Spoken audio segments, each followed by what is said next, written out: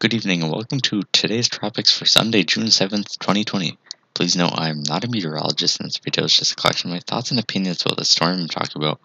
And for any decision making, please consult the National Hurricane Center or your local officials.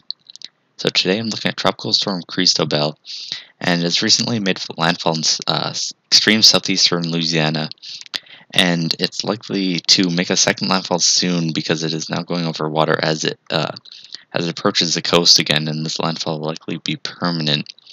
And you can see it does look a little bit better now in visual imagery, and that's because it's been able to wrap around a higher moisture bubble, or a bubble of moisture air, and that's been able to create some cloudiness in the areas where there isn't much convection, which makes it look a little bit more symmetrical, but hasn't actually been able to generate much deep convection, and as a result it wasn't able to strengthen from 50 miles an hour, thankfully, for the coasts impacted.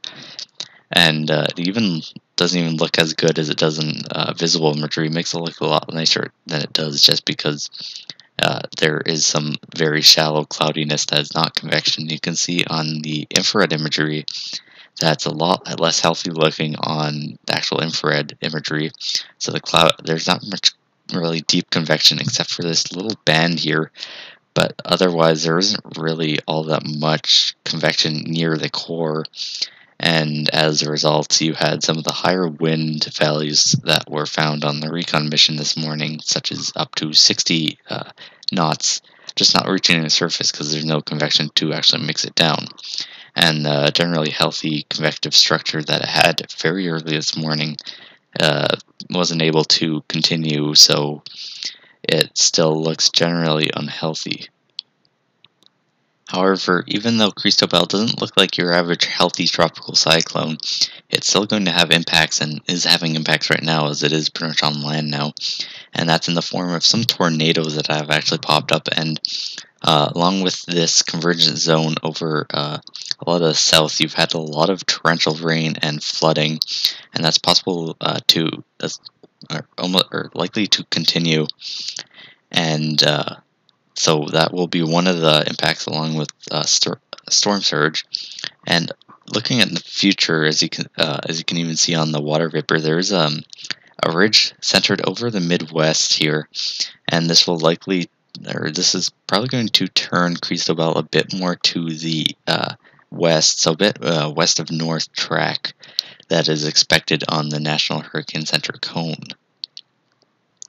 Right now, the cone does take it on a broad curve as it rounds the end of that ridge that is also moving to the east, and it will continue to be an entity and possibly even tropical far inland, and possibly even a strong tropical or strong extratropical storm, that is, as it moves to the north and phases with another trough, which could actually have impacts in the tropics later, but I'll get to that in a minute.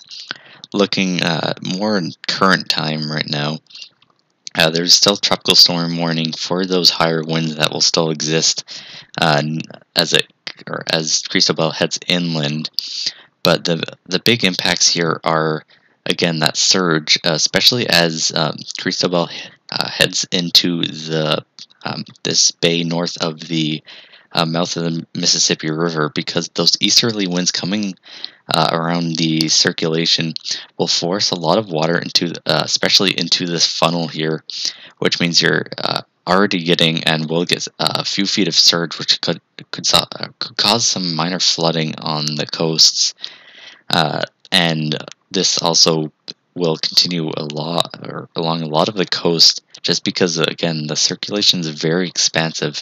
So you'll have westerly winds even pushing water into the west coast of Florida, despite this Cristobal being all the way east over southeastern Louisiana.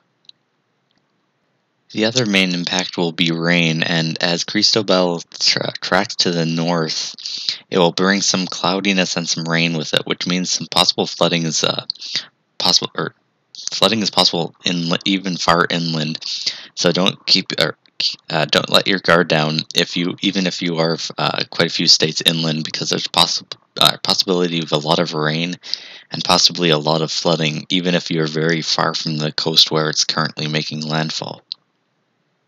And in true 2020 fashion, even though we're just getting even though Cristobal is just moving out of the picture now, there's something else we might need to watch in the Atlantic tropics.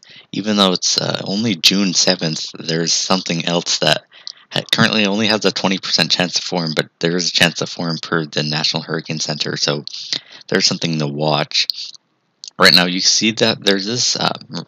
This is valid actually on Monday uh, afternoon in Eastern time, and you can see that in the Atlantic, or especially the Western Atlantic, around just east of Bermuda, you have this trough digging down, and at the same time, you have this ridge that's currently steering Cristobal that's moving to the east. And for most of the trough, this is pretty straightforward. It's just going to move along with the flow and north of the ridge, and will move pretty quickly to the northeast. However, the southern part of this trough does not have as much strong flow, so it's going to start getting stuck behind the trough as it turns a bit more positively tilted. And it's possible that it could actually end up cutting off from the parent trough, and then getting caught under the ridge, and that means it'll start moving west southwest a bit closer towards Bermuda. It doesn't look like Bermuda will have major impacts though, but it's possible that with this low, you could see a subtropical cyclone form, as we've seen a lot of times with upper lows cutting off and allowing for possible subtropical transition. There was Invest 92L earlier that almost did, but didn't quite turn into a subtropical cyclone. But it's possible we see this system do it, since it's under still marginal sea surface temperatures, but the cold temperatures aloft should make that problem a bit less, so that convection can still form with high lapse rates. The GFS model in particular doesn't really do much with it. It just kind of makes it this sharp trough at the surface, but it doesn't actually make a really impressive low that would make it a subtropical cyclone. But the Euro model does like this. At the same time, it has a much stronger trough at much stronger low actually, at 500 millibars, and at the surface it does have a decent closed off low. So it's possible at 72 hours. So this is Wednesday morning in Eastern time. It's possible that we see actually a closed low and a subtropical cyclone per the Euro model, but you can see that there's still some general disagreements here. So, and the chance isn't huge, but as it has time under this ridge, it's possible that something does develop. It's still a little early, but we shall see about that. Again, it has a 20% chance, so the chance isn't huge, but again, it's possible, and there's a chance, and it is 2020, so who knows. Anyway, there isn't too much else to talk about in the tropics. If you have any questions or comments about my video, please let me know, and thanks for watching.